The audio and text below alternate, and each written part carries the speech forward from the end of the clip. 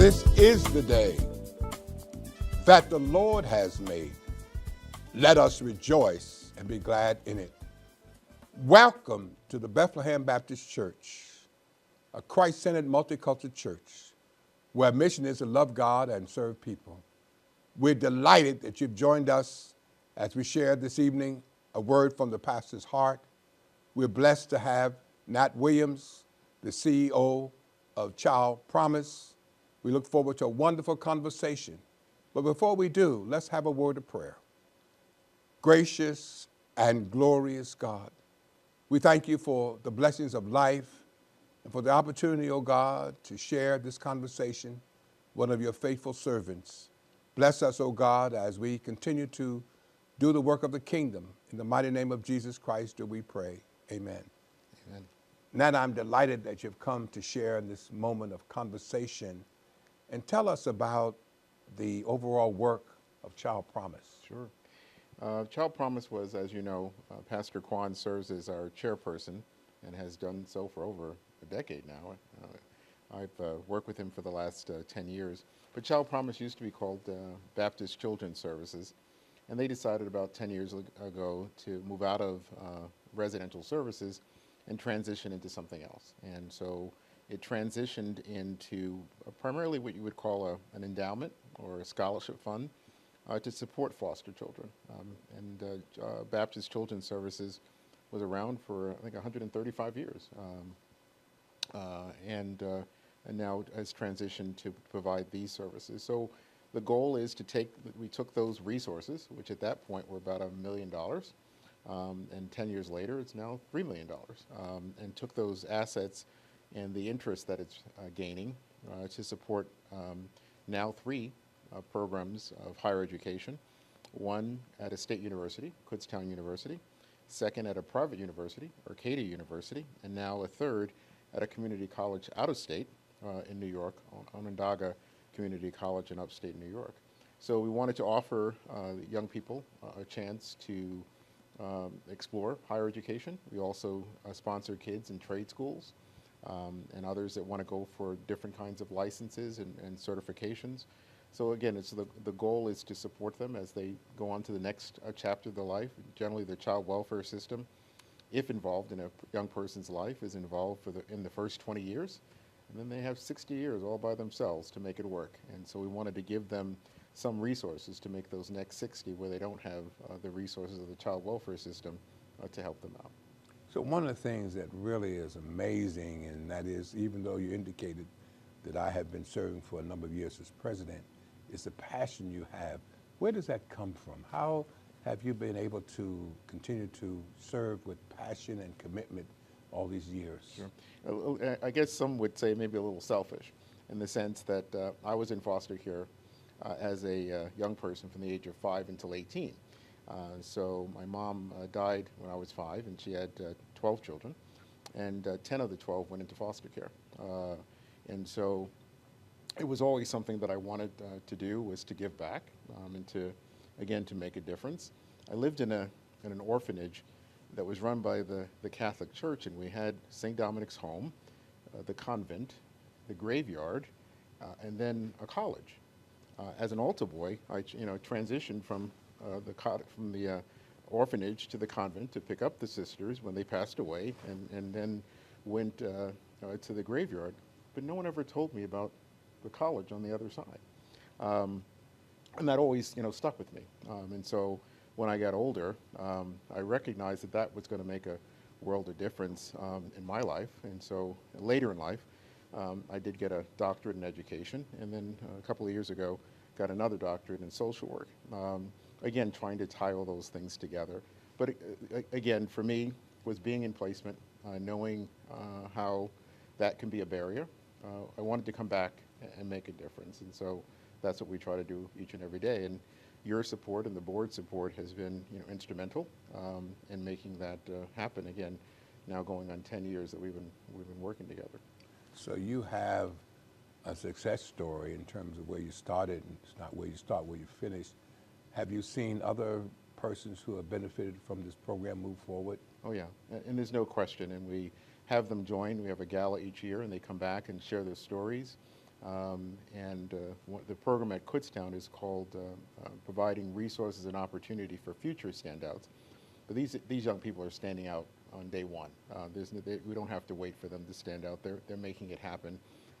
We've had some of them come back and work with us at Child First, which is a sister corporation to Child Promise, as staff and as communications individuals. So again, we see them making a difference and building an infrastructure, something to fall back on. Because as you know, Pastor, once you're educated, it can't be taken away. You got it. You can utilize it to make a difference. And research has shown that having an education, you're going to make $1 million more in a lifetime. So often not having, giving yourself some credential. And we don't, Child Promise, we don't care what it is. It doesn't have to be a degree, certification, anything. We want to support that because it's just saying to the world, I take what I do seriously and I take my life seriously and I want to help other people and I want to help them matter as well as, reminding the world that you matter as well. So we want to support any of those kinds of things that help them have some sort of distinction in their career. What kind of challenges are young people facing now, even with this new administration, those things going on now? Sure. It's a time of a lot of questions, a time of upheaval. But the thing about foster kids is they move in a garbage bag. So they learn pretty early on that, the world is a little crazy and things happen. So I think a lot of times they're a lot more resilient because they often are dealing with this stuff every day. But just as a person, when you don't know what tomorrow holds, it does make life more complicated. So one of the things we try to share with them, you're on your own, but you're not alone. There's people out there, even though your story may sound like it's singularly special, there are other people that, sadly to say, often have the same kind of story. But often what happens with people in general, but definitely foster children, is that we go into a cocoon and we isolate instead of socialize. And it's often through that socialization that you're one conversation away of realizing it's going to be okay. But often when things are happening, you want to not converse. And so again, we encourage them to keep speaking up, keep networking. Mentorship is so very important. I know in your life, you often talk about the role of that, and you serve as a mentor to myself and so many other people. Mental health is also important to stay on top of that. Developing some sort of map for yourself where you want to go, and then also being able to get some help. And we call that mediation. So again, just working those things each and every day makes a world of difference. So these are tough times we're getting ready to go into, and unsure times. But again, for the kids we serve, this is just another day, at the ranch. And again, our effort is to be supportive to them in this process. I think one of the things that really sticks in my mind, and unfortunately there's this stigma against foster children. Do you see the time in which we'll live where that stigma will be erased, or finding some other way to identify other than saying foster children? Sure. And I think that there's no question that there's a stigma that goes along with it. But I think as you are constantly reminding us, we just got to care. And an example is this foster care problem or situation we've had, and we've had it for decades. And we do with foster children what we do with every person that ever has a problem. We take them out of their home community and move them someplace and isolate them. So whether it was TB, whether it was mental illness, whether it was mental retardation, developmental disabilities, we always do the same thing. We pull people away and isolate them. But we need to recognize that the solution is often in the room. An example is, there are about 400,000 foster kids in placement on a given day. 200,000 are freed for adoption. There are 350 million Americans, 200 million over the age of being able to adopt. There are 13 million that are in foster care themselves. There's 200,000 that are freed for adoption. 13 million that have been through the system. This problem could be gone tomorrow if we often believed in the capacity to care. And lots of times, the 13 million, and I can tell you from my own experience, they never told me to come back. They never encouraged me to come back to look out for the ones that were left behind or in the same situation. So again, I think it's awareness, and I sincerely appreciate the opportunity to be here with you to talk about about this issue, and know that it's on the pastor's heart that these kinds of things are in our community and we need to do something about it. But again, it's awareness, and I think a lot of people wonder how I can care, and it doesn't have to be that you adopt a kid. It's just that you look out for the neighbor, that you may be going to the movies and you're taking your kids or your grandkids, and you just say, hey, there's someone there with less resources or less a parental structure. Hey, I'm going someplace. Would you like for your son or daughter to join? So I think there's little things we can do and big things we can do. But again, it's that capacity to care. And I think a lot of times in circumstances we've lost that capacity, and we just have to keep reminding ourselves it's there. We just have to call on it. It's not natural. It's something we have to be intentional about. But I think that's how we can make a difference. And we have enlarged the focus of Child Promise in the sense that we look at Kutztown as an example. About 60% of the kids have been in the foster care system. About 40% were just parented by someone other than their parents. So even it's called on us to say, hey, look at the supports. Is it just saying it's for foster kids? But there are some kids, some young people that were just a day away from being in foster care because someone cared, but it was other than their natural parents. And so again, we've enlarge the criteria to include them for young people who were cared for by someone else other than their parents. So as I listen to you talk about statistics and all the opportunities, what goals have you set as the CEO to continue to move forward with our foster children? Sure. It's really the biggest thing is mentoring. And often we will develop a mentorship program that will last while they're in foster care. And we've just recently begun on a program that really wants to look at trying to get a longer commitment. Maybe, hopefully it's lifelong, but just something longer than the time that they may be in care to help them, especially in those 19, 20, early 20s. People don't realize that the human brain is not fully developed until you're 26. So often we need a little bit more. I'm not 26 yet. Exactly. You are very developed. You are there plus. So again, just provide that support in the early part of their life. And so that's one of the goals, is to really work on the mentorship part and helping people with connections, because that often that's what's going to be the saving grace. That's the safety net, often, is the connections we have. You talked about Kutztown and Arcadia. How long have you been working with Kutztown? And then what is this new plan for Arcadia? Sure. Kutztown has been about 7 or 8 years now. And it started out with just foster kids visiting the campus twice a year. And now they live on campus and they stay there 4, 5, 6 years until they graduate. So that program has grown over time. Arcadia, we just started in August of 24, so less than a year, to support 8 kids, 8 young people. I keep saying kids, they're young people that are there. And that program is doing extremely well. And I know Bethlehem Baptist has blessed those young people with some resources during the last holiday season. So we thank you all so much for that support. And again, as I said, we're now, come next August, starting our work with Onondaga, a community college in upstate New York. So hopefully, again, we want to just offer just a palette of opportunities for young people to choose from as it relates to higher education. With all this said, how is the source of funding? Sure. The benefit was that when we started, we had $1 million that was left, and Baptist felt a little bit challenged because at one point it was $35 million, but we didn't know any better, so we saw $1 million. We were happy, and we've stayed and let that money grow, and it has grown to about $3 million now. And so we don't touch the principal; we just live off the interest and give away the interest every year, and that's somewhere between $200,000 to $250,000, just working with the interest. Then people again donate. We have Ken and Irene Campbell every year, and others that give a lot of support. So you probably get another $100,000 a year through that support. So we're very fortunate that we had a nest egg to start, and we had some control and restrictions that we placed on ourselves to just let it grow. And again, we're benefiting from that, and these young people are benefiting.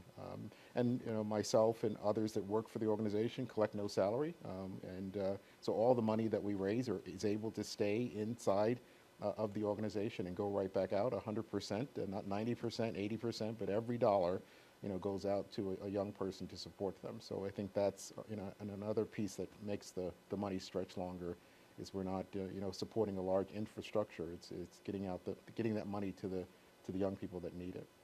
So every year we have a gala Do you have any ideas what the gala will look like in 2025? Sure.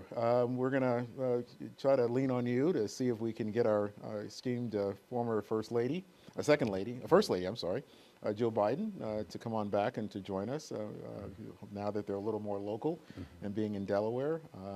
There's some others we want to honor. We generally look at our board members to thank them for their service.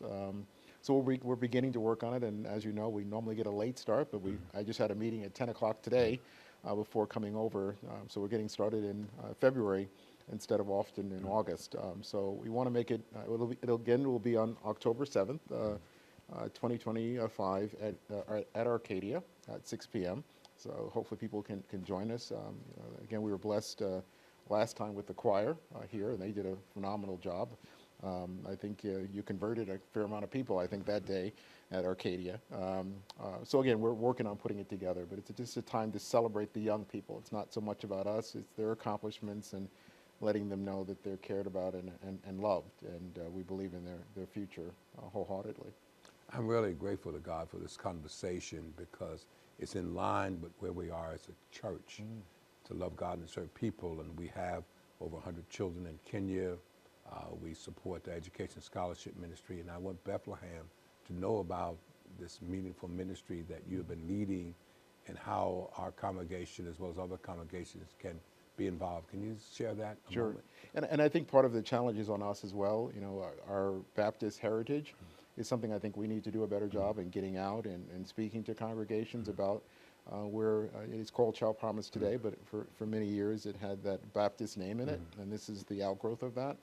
And we're trying to honor the promise that we have to children when we do have them. So we want to grow with that, and there's no question that heritage should be highlighted and talked about.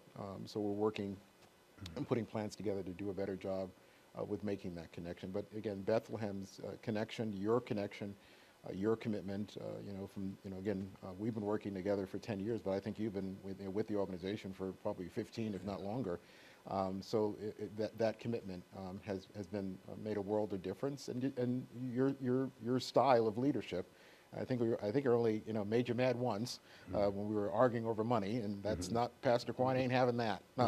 So we, again, your leadership and your guidance has really been instrumental, and again, the other board members and us all working together. It's a small group, but a mighty group. That is trying to continue the legacy of caring for other people, and again, as you said, very much aligned with Bethlehem Baptist Church. I'm really fortunate to have had the opportunity to work with Ken Campbell, who was our president, and feel honored that I'm able to pick up the mantle. He and his wife, Irene, have been such a tremendous support, as well as many others. But Ken has always demonstrated his love and commitment to this meaningful ministry. Sure. Yeah, Would you say that is true? Very, very so. And Irene just as well. And she, when we started with Kutztown, and she was making care packages and cookies, and because a lot of times, our kids when they're in college don't receive care packages, so she took that on. But their support, and I think there's such a role model of a couple who started out, with not the highest amount of means, but have reinvested to give. And he called me the other day and said, "Hey, look out in the mail. The annual contribution is on its way," and just continue. Even as life has given them some challenges, they still have that that compassion and concern. But yeah, again, we were very blessed by them and other people over time. We just got a request. Someone had passed away. A pastor's wife had passed away, and in her will, she left some money for the organization as well. So, again, that legacy and the Baptist connection is very strong, and I think it continues today. But you're right, Ken and Irene Campbell have been outstanding champions. One of the things that really was moving was our continuing effort to reach out to other universities and things. And Arcadia is just a wonderful opportunity for us. What do you feel that we're able to do with Arcadia? Oh, a lot. And again, it's about the people. We're fortunate that people that were at Kutztown transferred to Arcadia and are now there. And there's still a very strong contingent at Kutztown, and we have a very strong contingent at Arcadia. But it's people that know our young people and love them and care about them. And that's what we have to find. It's not like it's not so much about the university, it's the people that are there, and do they get our kids and understand the support. they're going to require someone to be there at 3 o'clock in the morning on a Thursday, Thursday morning. They're not going to be able to fit in between normal business hours. And Arcadia gets that, Kutztown gets that, and I know Onondaga will get it. So that's what we're looking for, the people that just understand we're going to have to do something different. I heard a friend often say, you want something different, you're going to have to do something different. And these guys and gals are definitely doing something different. And again, it's caring in a different kind of way. Well, unlike you, I did not come from a foster home, but I did come from a home where there was a lot of strife and my self-esteem was down. But I've learned over a span of time that God always makes a way, and that part of my ministry hopefully will always be to reach out to those who are underserved and who have these kind of stigmas around them, whether it's foster children, special needs children. And prayerfully, as I indicated earlier, the time will come when some of those stigmas will be erased. But certainly your leadership and the board has provided such a marvelous opportunity, even now, to make a difference in the lives of young people who have somehow been marginalized. And that we want to make sure that those young people, regardless of their color, regardless of their background, can have the opportunity to excel academically, socially, and spiritually. And you also talked about, it's not even about a college degree. Can you talk about that as well? We want them to entertain any credential. It's a barber's license, a real estate license, anything that they want to pursue. We want to support them. We now are supporting kids that are going back and getting a graduate degree. So anything that they want to do just to have a distinction. And as you said, they often had a stigma. We want to turn that stigma into distinction, and we want to be there to offer that support. So again, that we will consider anything and support something that may have a price tag of $2,500 and may have a price tag of $25. So we want to be able to give that support and to provide that unconditional concern and care to let them know we have your back and we're going to support you through this process. So even though it has come from our Baptist tradition, it's also in my mind biblically. When I was hungry, you gave me something to eat. When I was a stranger, you took me in. When I was naked, you clothed me. And I think, again, that's what our responsibilities really amount to, our care for young people and certainly for those who have been marginalized. And so we have the opportunity to continue the work that has been going on for a number of years. And unfortunately, a lot of people still don't know about the work we're doing. And I'm hoping that this conversation will enlighten others and there's an opportunity for them to be supportive. In what ways do you feel as though that those who are watching can be supportive of this initiative? Sure. And again, they can reach out to Child Promise and look that up, and reach out to the Baptist Church here. But I just think it's caring about anyone in your community. There's something we can do just locally. Just look on your block, look in your neighborhood, look at the school. There are young people all around us, sadly, that are in distress. So just have the concern to care and to be compassionate.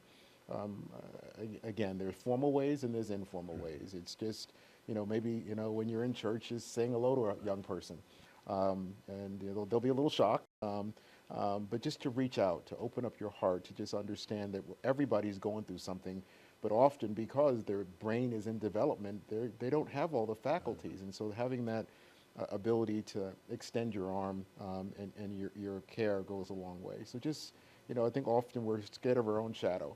And I know it's something you always want to do. And I must say, lots of times when you're on that pulpit, I dread what's going to come out next. And I pray my name is left out of it.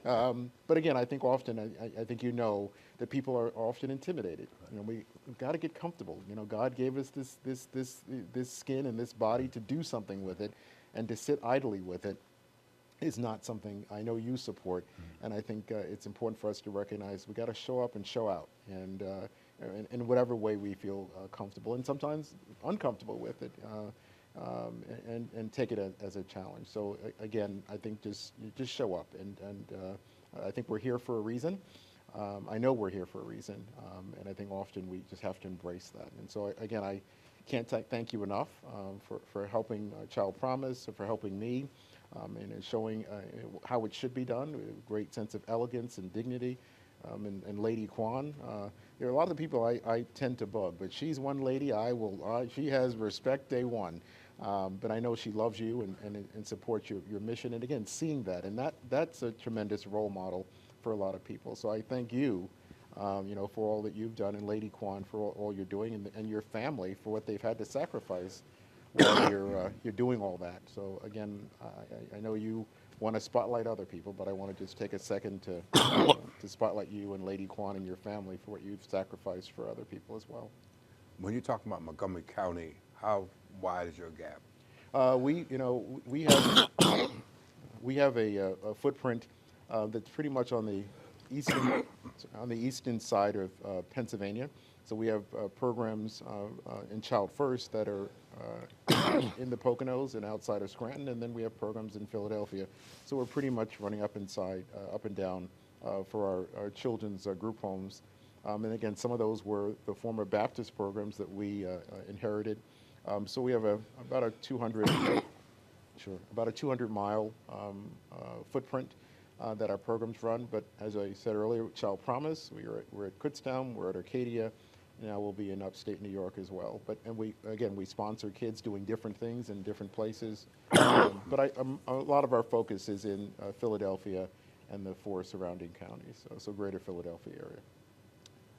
I am really blessed by not only you being part of Bethlehem, but more than that, you're being connected to families of God. That the ministry, and I call it a ministry, that you're leading has touched the lives of a lot of our youth that would not have been touched prior to that. And I pray again that the work that you continue to do will grow and develop, and we can make a difference in one life. If we can save one child, and we know we've done that, one, and we will continue to do that. And again, appreciative of the board, because it takes a team to make the dream work. And we have a great team, we have a great leader. And what would you want to say to those listening regarding how valuable this ministry is and their support? Sure, there's no question. We're making a difference in a person's life, and when people care and show up, they never forget. So you have the ability to impact for decades to come, if not generations to come. So again, I know it's sometimes it feels uncomfortable. It feels beyond your scope. But again, I think if it's placed in front of you, there's a reason why you're seeing it, and because there's something you can do about it. And so again, I know in watching yourself, you see stuff, it's placed in front of you, and like, what is it? And you figure it out.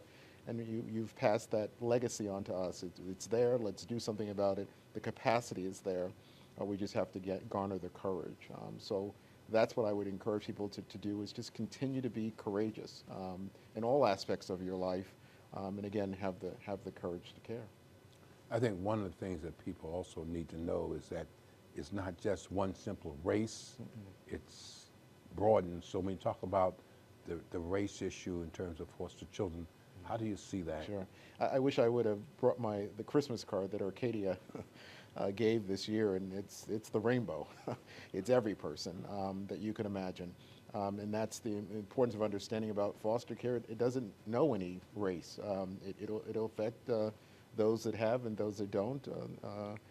So again, it's important to recognize that we have to see beyond the surface and really care about the situation, not how they're situated, and do something about it. So again, there's been no effort to be diverse in what it just naturally happened.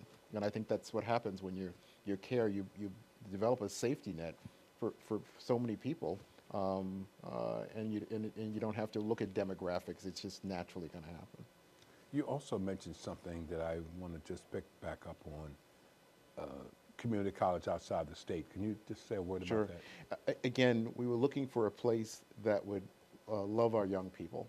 And the president of that college was previously a vice president at Kutztown University, and got a promotion and is now the president of Onondaga, and that's Dr. Warren Hilton.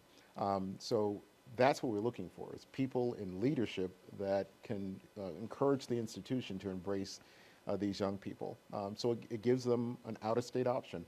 And financially, that school is cheaper than in-state options we have here in Pennsylvania for them. So our thing was just to give them a diverse choice. And we've garnered, I think at this point, about 4 young people that are interested in that option, if not this year, next year. So we're working to get them up there so that it's a beautiful campus. It feels like it's a university. It has residential housing, so even though it's a 2-year college, it has all the amenities of a 4-year institution. So again, that's what we're looking for, and we'll continue to keep trying to find places where people in leadership will make sure that these people don't get lost. The average population, about 30% go off and get a higher education degree. About 3% of foster kids do. So we're trying to fill that gap. I have a problem with the 30%, but I definitely have a problem with the 3%. So we want to try to fill that gap, and we're looking for institutions. And again, trade schools, anything, certification programs, colleges, universities. So if anyone knows of any place out there, I think there's one person in leadership here that I think works as a chaplain in one of the universities, and I think it's a Catholic university. So again, if there are places out there where they will be welcoming to our program, and again, it's just providing some support for this population, please reach out and we'll make the connection. One of the rich blessings also is to be able to travel to Kutztown for one of our board meetings. We've been doing that for a number of years, Sure. and we're looking forward to that in 2025, which is an opportunity for us to meet some of the students one-on-one. How do you feel regarding those opportunities we have just to have face-to-face conversation with our I think students? it's so important for the board to see the work that they're leading, but those students are forever changed. Your conversations with yourself, conversations with Ken Campbell, Irene Campbell, other board members, they just are at the gala, at the site visits. Those things just make a world of difference, and I think it helps everybody. No one's left behind after that exchange. So I wish we could do it more. A lot of our efforts are post-COVID, so we had a lot of limitations, and so over the last couple of years. So I hope that we'll be able to do more of it. But again, everybody benefits from it. You've come and shared your book with some of the students at Kutztown a couple of years ago. So again, and you remind them it's not where you started, is where you end up, and they're working to end up in a special place, and we're providing some support for it. So again, those visits and just having a chance to, and I know with technology, everything is Zoom, but there's nothing like coming out and seeing people face to face and being able to look them in the eye and have a conversation with them. So we hope to do more of that. So one more last question, because you asked me about support and trying to do some other things. What do you do to just try to, I guess, eliminate some of the stress? Because I know it's got to be stressful at times. So what do you do? And just grateful for your wife who supports you in this initiative, but how do you just step back and pause a moment and continue to work? I have to say I have to get, this year I approached 60. So I have to get better at that. But just for me, it's just having a chance to decompress, sit still for a moment really is a great opportunity for me to get rebased and refocused. But I realized I'm very blessed and very privileged. I have nothing to whine about, to cry about. Again, as you said, I have a wonderful wife, I have a wonderful family, I have wonderful colleagues. So again, just being able to celebrate that and to appreciate that. And again, our relationship has grown over time, and joining the church here has made a world of difference. And so again, just those kinds of things. It's just the normal schedule. Coming here, for church and listening to you preach, the choir sing, and sometimes I'll take in a second service just because it's so important. With all, as you said, all you're battling out there, you need some ammunition. Right. And sometimes, for me, a second service, is a great help. So I try to remind people, we're not forsaken. I think sometimes it's not the best word, but I'll use it. Sometimes we're just forced stupid not to realize how privileged we are. So I just remind myself, I'm again blessed, and I have nothing to complain about. You drive around Philadelphia and some other areas, you begin to realize we just have nothing to to complain about. So it's maintaining that perspective, having a sense of humility.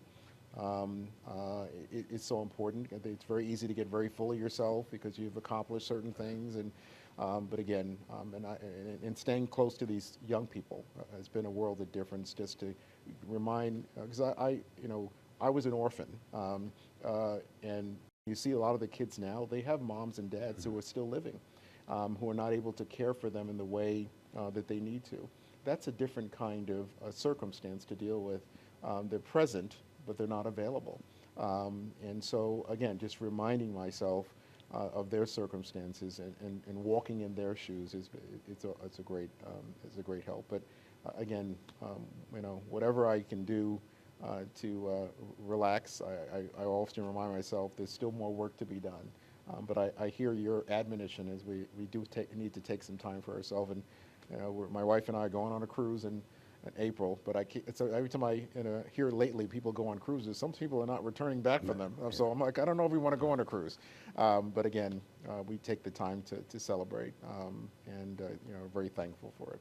But again, I can't tell you how much your support, your leadership, your mentorship has meant, and so I encourage you to know that you're on my heart and my family's heart and our prayers, as well as Lady Quann and your family. And I encourage you to keep it up, keep it going, because you're a hard act to follow. And I know this is a milestone birthday year for you. So again, you're a great inspiration for myself and others, and I encourage you to keep going as well. One of the rich blessings, again, is how God validates what we seek to do for Him, because this idea of a word from the pastor's heart was something God gave to me. And this conversation with you just speaks about what God has intended to be, that we can make a difference in lives of people, and that there are different ministries such as yours and others that will be a blessing to God's people, particularly when people find out about it. And so every week we want to have someone here to share their story, as you've done this evening, and prayerfully to make a difference. We can help one person. To God be the glory. And we don't do it for ourselves. We do it for the glory of God. And that's what the church should be about, making the lives of people, regardless of where they are in life, different, as God has made us different in many ways. So I certainly appreciate you, appreciate your leadership, and continually pray, even as you take a cruise, that maybe you can slide me in at some point and get us in the on the ship. But in the meantime, continue to do the work that you're doing.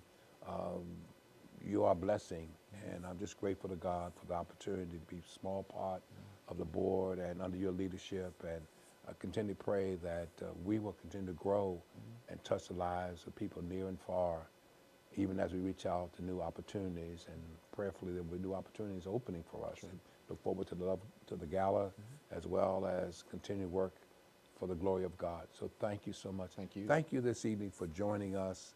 I pray that you would share this conversation with your family and friends. Every Thursday at 7 p.m., we will have a word from the pastor's heart. And I'm so grateful to God that God has validated what He has given to me just in this conversation this evening, that you become more aware of how we can make a difference in the lives of foster children, and for children of all walks of life, regardless of their color, regardless of their background. And again, it's not where you start, it's where you finish that counts. God bless you. Thank you again. Have a great evening.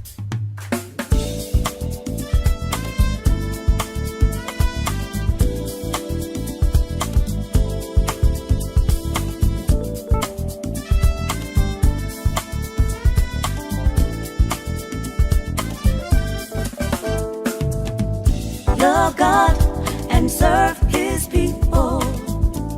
It's what we're called to do. Love God and serve His people. Wonderful opportunities awaiting you. Do you know the way to heaven? Yes, you really need to know. Just count your blessings, brother. Here's the way to go.